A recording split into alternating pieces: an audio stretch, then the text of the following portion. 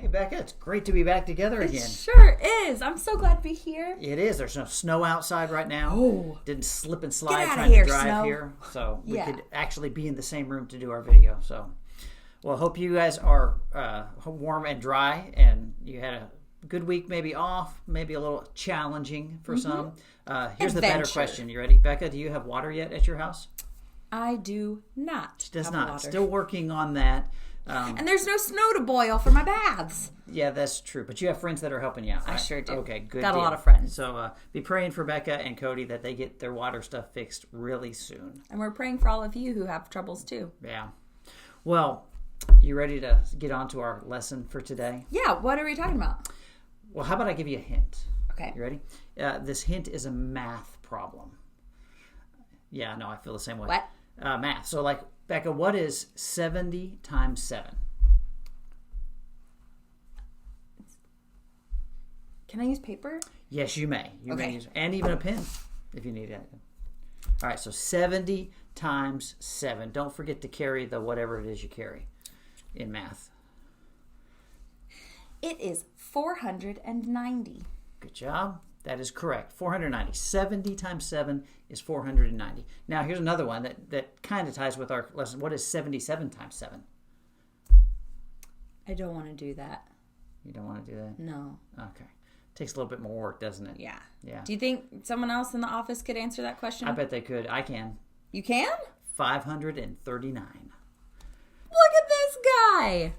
Wow. Did it on my phone calculator before we started. I forgot I could do that. So, yeah, let's find out if some more people in the office can do this pop math quiz. You ready? Yeah. Let's go do it. Let's go. Hey, Scott, quick question. What's 7 times 70? 490. 77 times 70. Can I do this in my head, or can I get a piece of paper out? How about 77 times 7? Sounds like a lot. All right. What's 1 times 1? 1. Good job.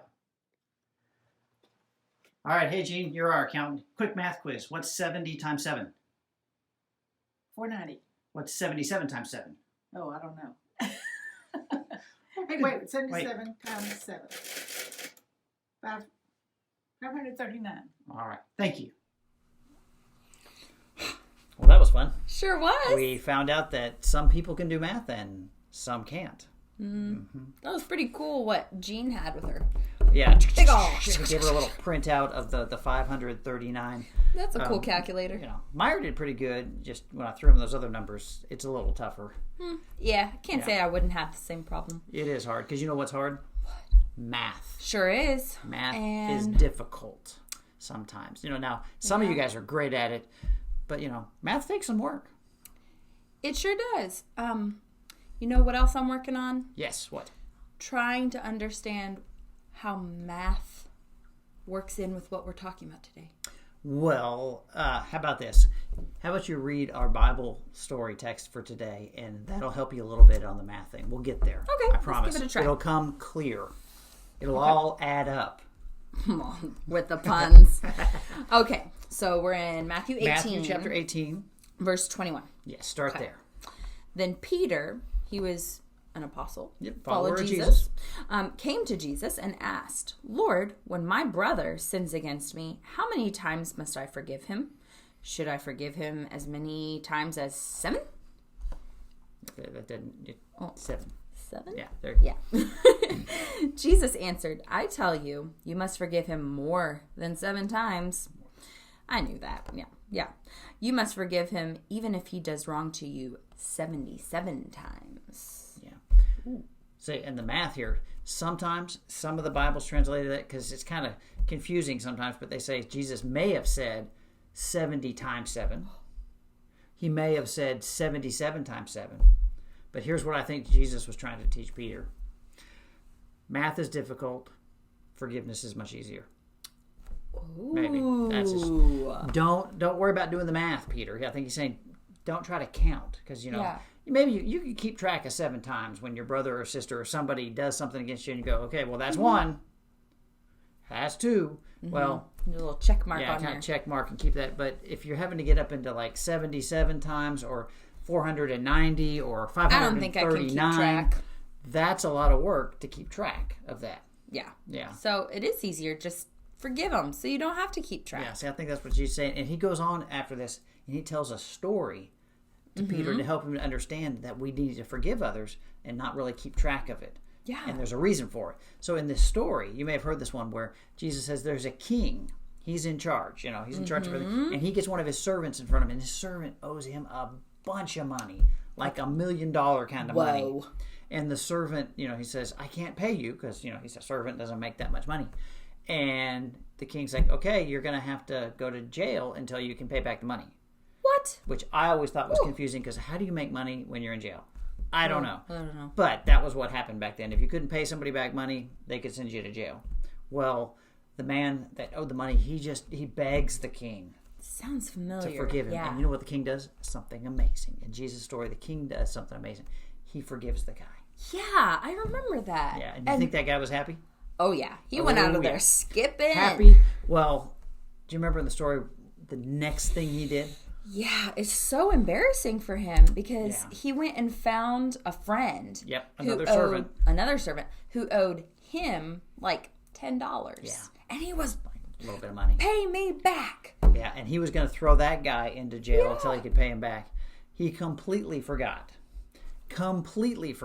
that the king had forgiven him of a bunch of money he owed. So much more than what the other servant owed him. And in Jesus' story, there was a third servant that saw it all and went back and kind of, He told the king. told the king, and that made the king not real happy. Mm-mm. And so he got that first servant back and said, hey, I forgave you of a bunch of money, and you didn't forgive your fellow servant of just a little bit. And Jesus' point there again, because he wanted Peter to get it, he wants us to get it, that forgiveness, you got to give it out because you've been forgiven of a whole bunch of stuff by God. So like the king king's is like, God. The king is like God, and Yeah. we owe we So high, owe God so so much for the things we've done wrong. We've done so many things wrong that hurt God, but And God, he's done so much good for us. and He forgives us Yeah. through Jesus. And if we turn around and we don't forgive those little things, compared to the things that we've done wrong, your brother or sister, breaking a toy of yours, that's pretty small, small. Because Jesus wanted us to understand forgiveness really helps us. It sure does. And I've got a cool illustration about that for us to do. Field trip? Field trip. We can't do it in here because it might be kind of dangerous. Should I wear like protective goggles or something? Maybe.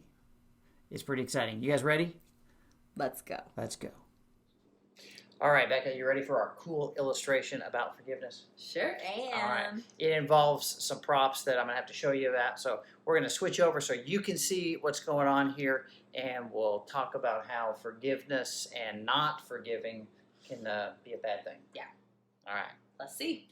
All right, let's use our imaginations and pretend that this bag is me.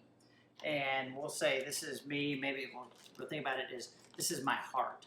And if I've got somebody that comes up and we'll call this something that hurts me, maybe something they say to me, maybe something they do to me, maybe it's something that just made me feel bad, but I need to forgive them for it.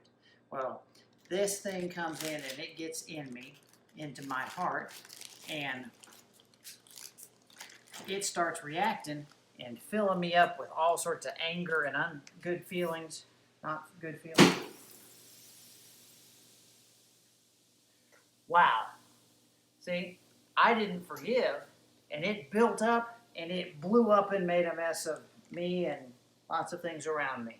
So that's what can happen in your heart if you don't forgive. That's why Jesus wants us to forgive. So let's show you what happens if you do forgive, even though those things get in you, when you do what Jesus wants you to do and you forgive them. Let's try another experiment. Okay, we've got me again.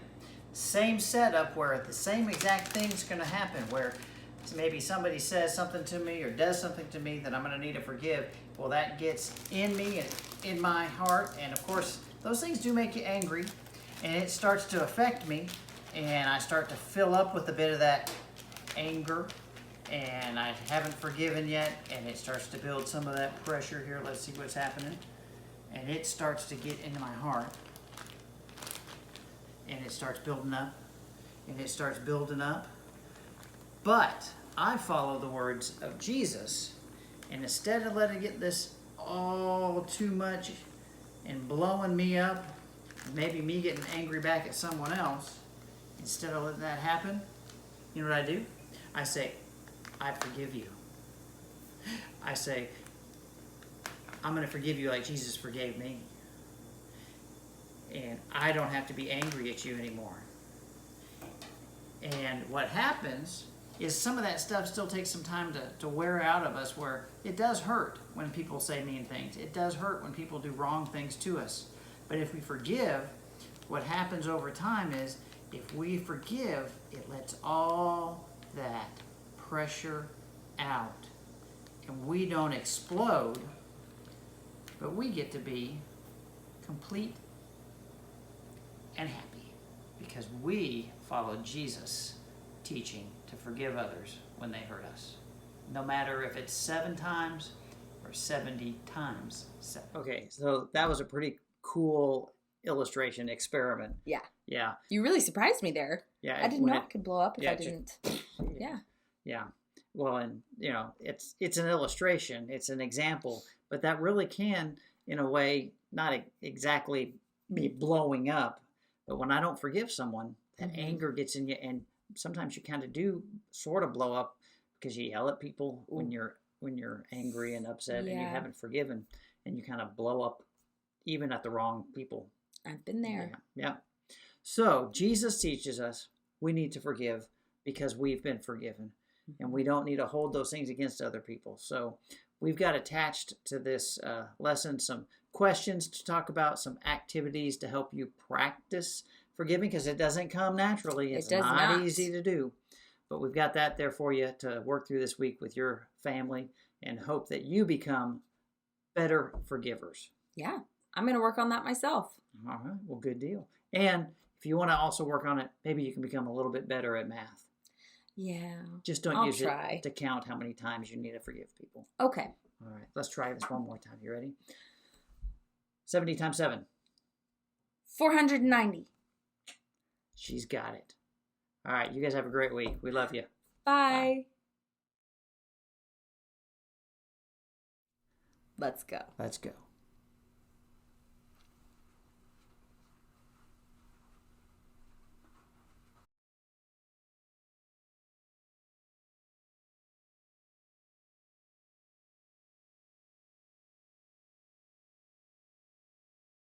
Okay, I gotta say, Becca, I was really proud of you. That thing went boom, and you didn't jump or scream.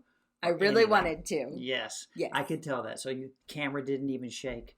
I've been working on my fears. Yeah. Remember we talked about that? Loud That's noises true. and things. Yeah. Banana! Ah! Oh, Still got some more work to do. I guess so. Wait a minute. I'm on the wrong side. It's a day.